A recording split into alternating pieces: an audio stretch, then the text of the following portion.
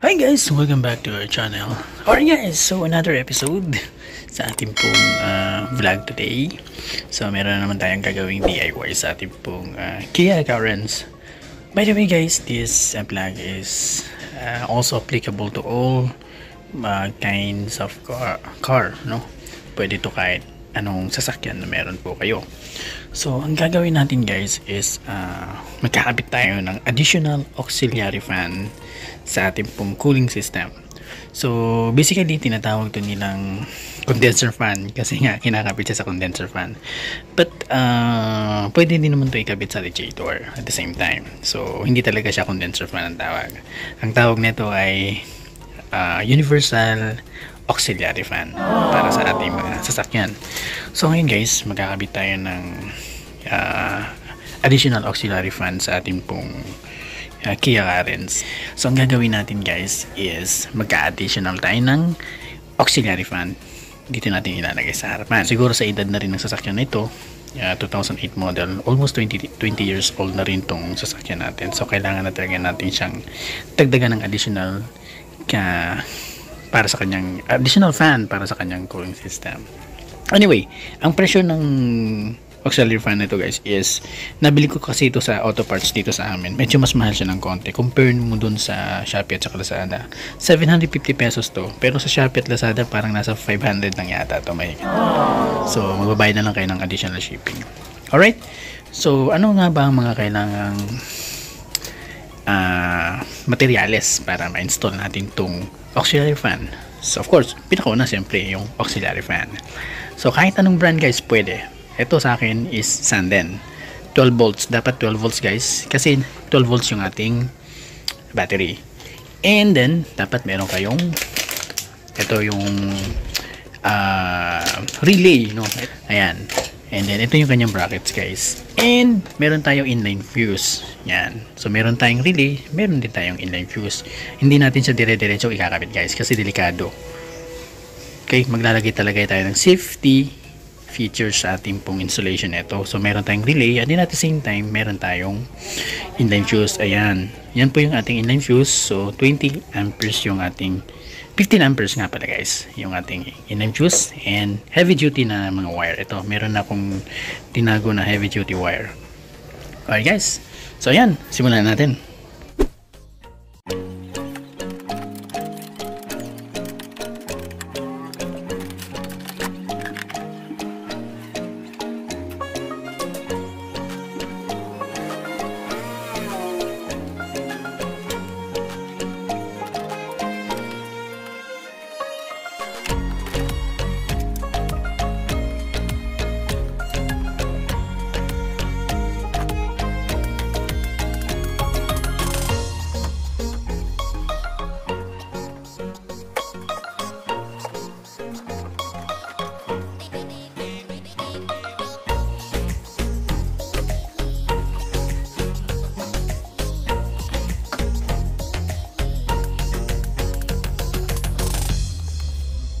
Alright guys, so yan, na-mount natin yung and then yung auxiliary fan yan.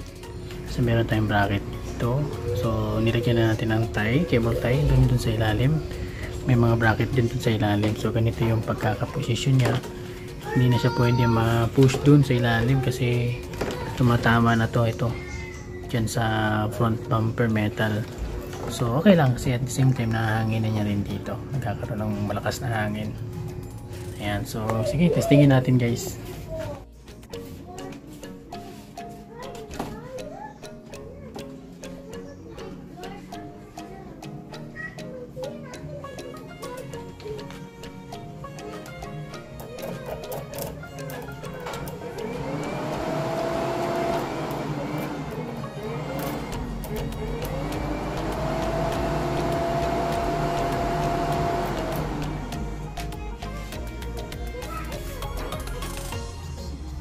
Alright guys, so bali ito na siya ngayon. Ayan, so ito na yung ating wiring. And ready na natin yung ating relay, pati na yung ating fuse. Ayan. So as you can see guys, baligtad. So supposedly ito yung negative, no? Ito yung positive. Pero okay lang naman ito magkabaligtad sila guys kasi Ang function kasi ng condenser, ng auxiliary fan guys, is pwede siyang pabuga or pwede siyang pahigop or pull or push. So ngayon guys, since na dito siya nakaposition sa harapan, so dapat push yung kanyang buga. So kaya binaligtad natin kasi pa-push. Pero kung itong condenser fan guys is ganito yung position niya sa ating radiator, so dapat pull o bira.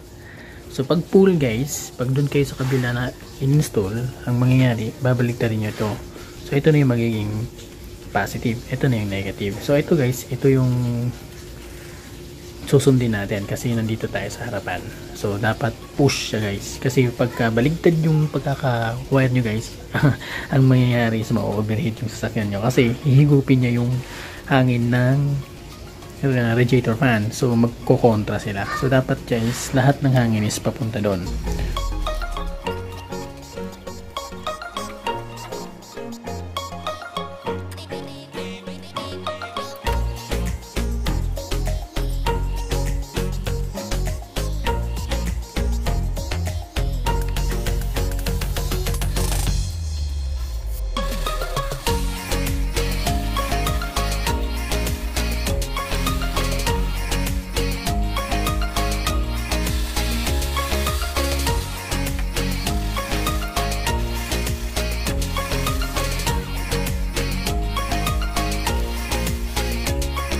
So, tapos na natin yung na-connect yung mga wiring guys sa ating auxiliary fan.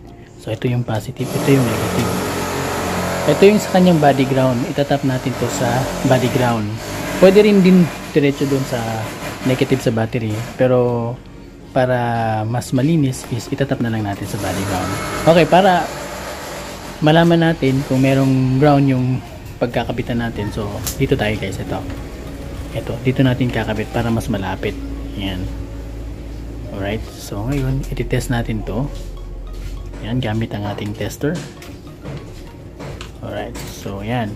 So, kukonek natin dun sa, since ito yung ground, kukonek natin sa positive sa battery. So, dapat iilaw to na red. Ayun. So, okay. Okay to guys. So, may connection to. So, i-reverse natin. Reverse natin guys. Kukunin natin dito sa positive sa battery. So dito naman tayo sa ground. So dapat mag-green to. Yun. So meron siyang ayan. Okay. So may ground. So dito natin kukunin yung ground.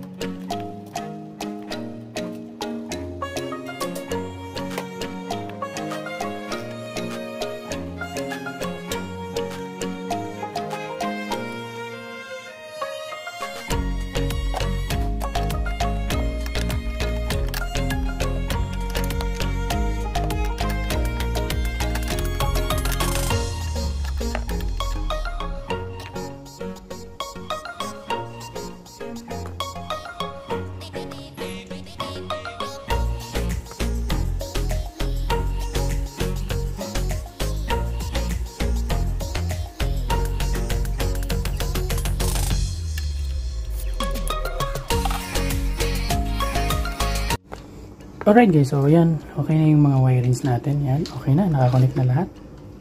So, eto na lang yung kanyang para sa trigger or yung sa switch. Eto. So, ito, either pwede nyo siyang i-connect dun sa condenser. Sa aircon compressor para kapag mag-on yung aircon, so dun sasabay yung ating auxiliary fan na additional auxiliary fan. Pwede nyo rin naman itong i-connect directly sa hot wire kahit sa ang mga positive wires dito kapag in-on lang natin yung makina. So para hindi siya lagi naka-on guys. No? Kapag in-on lang natin yung makina, basically sa accessories natin to siya i-connect para pagkaka-on natin ng sasakyan, yan, iikot na yung kanyang auxiliary fan. So paano natin siya matitest guys? So i-connect mo lang natin to sa kanyang positive. Yan. So meron na naman tong relay, ayan. So yung trabaho ng relay guys, to make sure na sakto yung current na ma-distribute niya. And then so ito yung parang switch on, switch off. Okay? So para ma-test natin, i-connect lang natin sa positive terminal ng battery.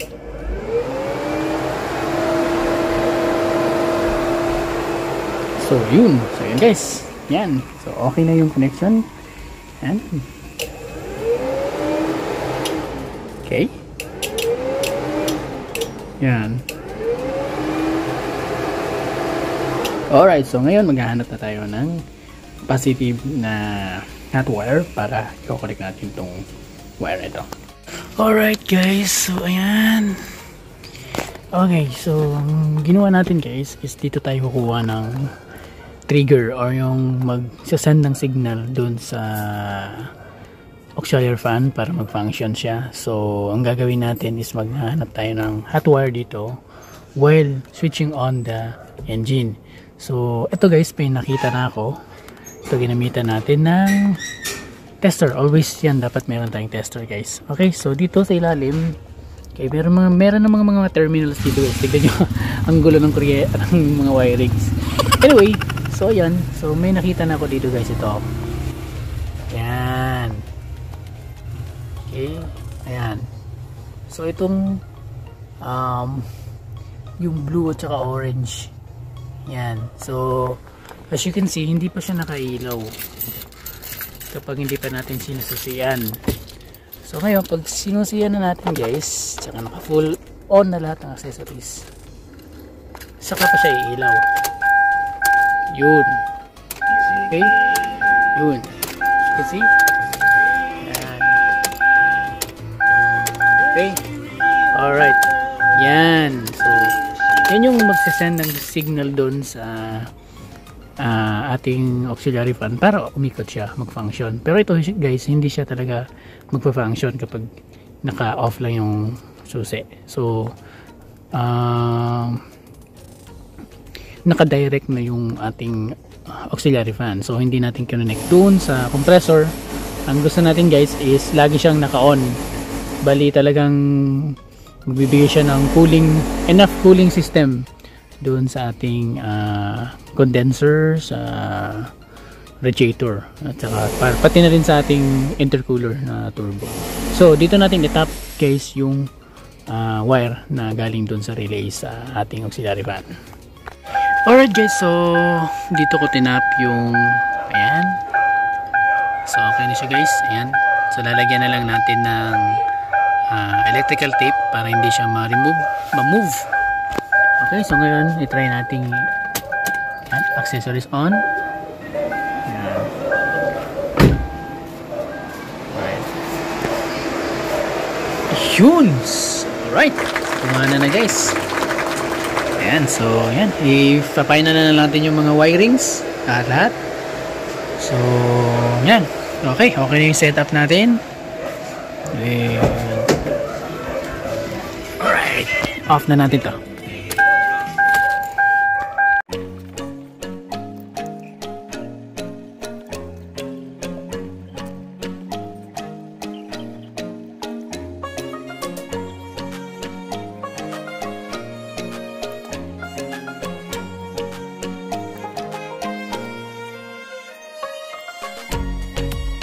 Yan, alright guys, so natapos na nating mabalik lahat ng mga covers. So this is the final setup. Ayan.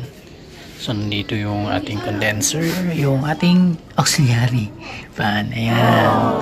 Alright, and then dito nakalagay yung kanyang relay. So, nilagay ko yung relay dito guys. Hindi dito kasi dito prone kasi siyang mabasa kapag nagka-car wash tayo. So, tsaka pag magto-troubleshoot,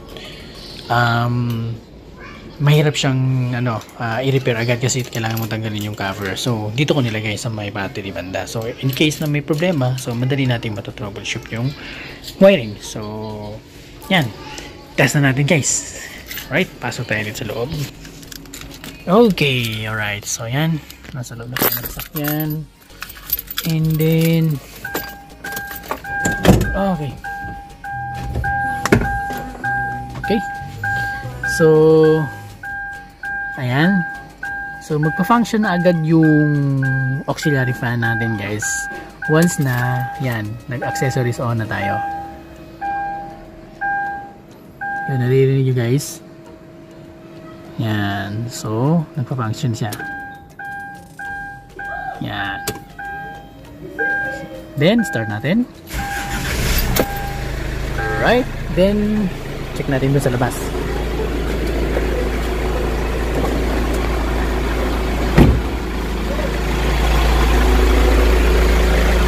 Yun.